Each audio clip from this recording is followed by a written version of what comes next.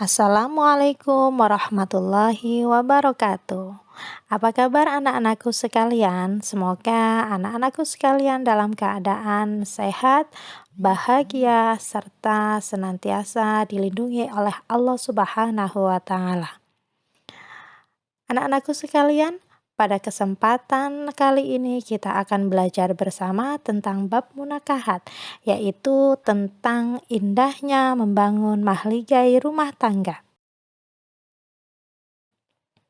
Adapun beberapa hal yang akan kita bahas pada kesempatan kali ini, diantaranya adalah tentang makna pernikahan, kemudian tentang tujuan pernikahan, yang selanjutnya tentang hukum pernikahan, kemudian syarat dan rukun pernikahan, dan yang terakhir tentang kewajiban antara suami dan istri.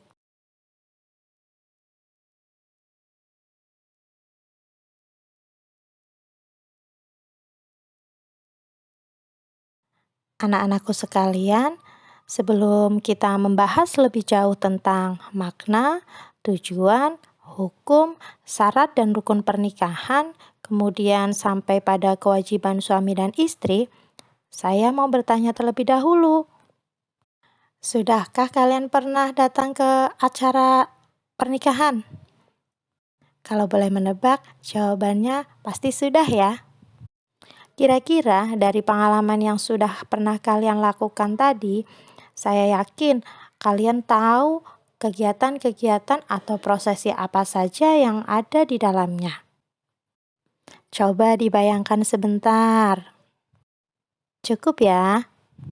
Sekarang kita akan mulai masuk kepada pembahasan yang pertama, yaitu tentang makna dari pernikahan.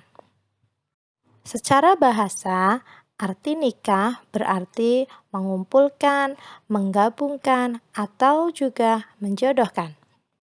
Sedangkan menurut syariat berarti melakukan suatu akad atau perjanjian untuk mengikat diri antara seorang laki-laki dan juga seorang perempuan, serta menghalalkan hubungan kelamin antara keduanya dengan dasar sukarela dan persetujuan bersama demi mewujudkan keluarga yang bahagia dan diridhoi oleh Allah Subhanahu wa Ta'ala. Selanjutnya, kita masuk pada pembahasan tujuan pernikahan ya.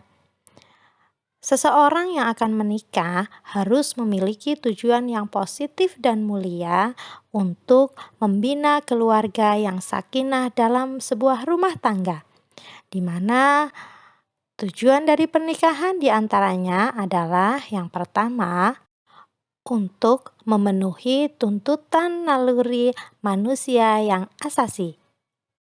Sebagaimana sabda dari Rasulullah SAW yang artinya, dari Abu Hurairah radhiyallahu anhu, Nabi Muhammad SAW bersabda, wanita dinikahi karena 4 hal, karena hartanya, kedudukannya, kecantikannya, dan karena agamanya. Nikahilah wanita karena agamanya, kalau tidak maka kamu akan celaka. Hadis riwayat Al-Bukhari dan Muslim. Tujuan yang kedua yaitu untuk mendapatkan ketenangan hidup. Sebagaimana dalam firman Allah pada Quran Surat Ar-Rum ayat 21, yang artinya, dan di antara tanda-tanda kebesarannya ialah Dia menciptakan pasangan-pasangan untukmu dari jenismu sendiri, agar kamu cenderung dan merasa tentram kepadanya, dan Dia menjadikan di antara kamu rasa kasih dan sayang. Sungguh, pada yang demikian itu benar-benar terdapat tanda-tanda kebesaran Allah Subhanahu wa Ta'ala bagi kaum yang berfikir. Quran Surat Ar-Rum ayat 21. Tujuan yang ketiga adalah untuk membentengi akhlak. Rasulullah SAW bersabda, wahai para pemuda, barang siapa di antara kalian berkemampuan untuk menikah, maka nikahlah, karena nikah itu lebih menundukkan pandangan dan lebih membentengi fajri atau kemaluan. Dan barang siapa yang tidak mampu, maka hendaklah ia berpuasa atau saum, karena saum itu dapat membentengi dirinya. Hadis riwayat Al-Bukhari dan Muslim.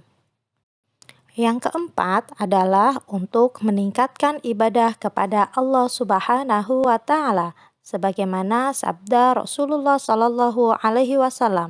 Jika kalian bersetubuh dengan istri-istri kalian, termasuk sedekah. Mendengar sabda Rasulullah, para sahabat keheranan dan bertanya, "Wahai Rasulullah, seorang suami yang memuaskan nafsu birahinya terhadap istrinya akan mendapatkan pahala?"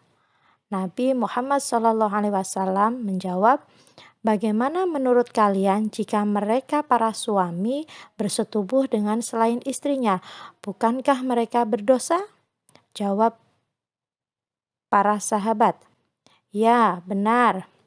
Beliau bersabda lagi, "Begitu pula kalau mereka bersetubuh dengan istrinya di tempat yang halal, mereka akan memperoleh pahala." Hadis riwayat Muslim.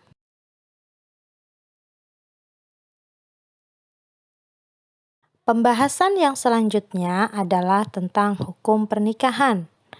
Para ahli fikih sependapat bahwa hukum pernikahan tidak sama penerapannya kepada semua mukallaf, melainkan disesuaikan dengan kondisi masing-masing, baik dilihat dari kesiapan ekonomi, fisik, mental, ataupun juga akhlak. Berikut penjelasannya. Yang pertama yaitu wajib.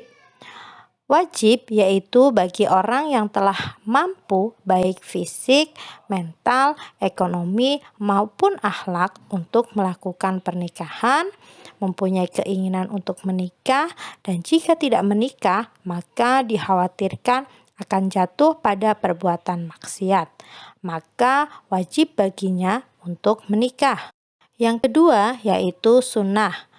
Sunnah yaitu bagi orang yang telah mempunyai keinginan untuk menikah, namun tidak dikhawatirkan dirinya akan jatuh kepada maksiat sekiranya tidak menikah. Dalam kondisi seperti ini, seseorang boleh melakukan dan boleh tidak melakukan pernikahan. Yang ketiga yaitu mubah. Mubah bagi yang mampu dan aman dari fitnah, tetapi tidak membutuhkannya atau tidak memiliki syahwat sama sekali seperti orang yang impoten atau lanjut usia, atau yang tidak mampu menafkahi, sedangkan wanitanya rela dengan syarat wanita tersebut harus rasyid atau berakal. Yang keempat yaitu haram. Haram yaitu bagi orang yang yakin bahwa dirinya tidak akan mampu melaksanakan kewajiban-kewajiban pernikahan, baik kewajiban yang berkaitan dengan hubungan seksual maupun berkaitan dengan kewajiban-kewajiban lainnya. Pernikahan seperti ini mengandung bahaya bagi wanita yang akan dijadikan istri. Sesuatu yang menimbulkan bahaya tentunya dilarang di dalam Islam. Yang kelima yaitu makruh. Makruh yaitu bagi orang yang mampu menikah tetapi dia khawatir akan menyakiti wanita yang akan dinikahinya, atau menzalimi hak-hak istri dan buruknya pergaulan yang dia miliki dalam memenuhi hak-hak manusia, atau tidak minat terhadap wanita dan tidak mengharapkan keturunan. Pembahasan yang tidak kalah penting yaitu tentang mahram. Apa itu mahram? Mahram adalah orang yang tidak boleh dinikahi. Sebab orang tidak boleh dinikahi itu bisa disebabkan karena 4 hal. Yang pertama yaitu karena sebab keturunan. Siapakah mereka? Yang pertama yaitu ibu dan seterusnya ke atas. Kemudian yang kedua, anak perempuan dan seterusnya ke bawah. Yang ketiga, bibi baik dari bapak ataupun juga ibu. Yang keempat, yaitu anak perempuan dari saudara perempuan atau saudara laki-laki. Yang kedua, yaitu karena sebab pernikahan. Siapakah mereka? Yang pertama, yaitu ibu dari istri atau mertua. Yang kedua adalah anak tiri bila ibunya sudah dicampuri. Yang ketiga adalah istri bapak atau ibu tiri. Dan yang keempat adalah istri anak atau menantu. Yang ketiga adalah sebab persusuan. Siapakah mereka? Yang pertama adalah ibu yang menyusui. Kemudian yang kedua, saudara perempuan sepersusuan. Sebab yang ketiga adalah karena dikumpul atau dimadu. Siapakah mereka? Yang pertama adalah saudara perempuan dari istri. Yang kedua, bibi perempuan dari istri. Yang keempat, keponakan perempuan dari istri. Pembahasan yang selanjutnya yaitu syarat dan rukun pernikahan. Adapun rukun nikah yang pertama yaitu calon suami. Calon suami harus memenuhi syarat sebagai berikut: bukan mahram si wanita, orang yang dikehendaki, muayyan atau beridentitas jelas. Yang kedua yaitu calon istri. Syaratnya bukan mahram si lelaki, terbebas dari halangan nikah, misalnya masih dalam masa iddah atau berstatus sebagai istri orang. Rukun yang ketiga yaitu wali. Wali yaitu bapak kandung mempelai wanita, penerima wasiat atau kerabat dekat, dan seterusnya sesuai dengan urutan asobah wanita tersebut, atau orang bijak dari keluarga wanita atau pemimpin setempat. Syarat menjadi seorang wali yaitu orang yang dikehendaki, bukan orang yang dibenci. Laki-laki, bukan perempuan atau banci. Mahram si wanita, balih bukan anak-anak, berakal tidak gila. Adil tidak fasik, tidak terhalang wali lain, tidak buta, tidak berbeda agama, merdeka, dan bukan budak. Rukun yang keempat yaitu 2 orang saksi. Adapun syaratnya sebagai seorang saksi adalah berjumlah 2 orang, bukan budak, bukan wanita, dan bukan orang fasik. Tidak boleh merangkap sebagai saksi walaupun memenuhi kualifikasi sebagai saksi. Sunnah dalam keadaan rela dan tidak terpaksa. Rukun yang kelima yaitu sighot atau ijab qabul. Syaratnya adalah tidak tergantung dengan syarat lain, tidak terikat dengan waktu tertentu, boleh dengan bahasa asing, dengan menggunakan kata taswij. Qabul harus dengan ucapan qabiltu nikahaha atau watazwijaha. Pembahasan yang selanjutnya yaitu tentang kewajiban suami dan istri. Kewajiban suami yang pertama adalah memberi nafkah. Yang kedua, memimpin serta membimbing istri dan anak-anaknya. Yang ketiga, bergaul dengan istri dan anak-anak dengan baik. Keempat, menjaga istri dan anak-anak dari bencana. Yang kelima, membantu istri dalam tugas sehari-hari. Selanjutnya yaitu kewajiban seorang istri.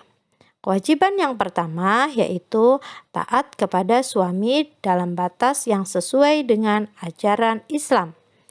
Yang kedua, memelihara diri serta kehormatan dan harta benda suami. Yang ketiga, membantu suami dalam memimpin keselamatan dan kesejahteraan keluarga.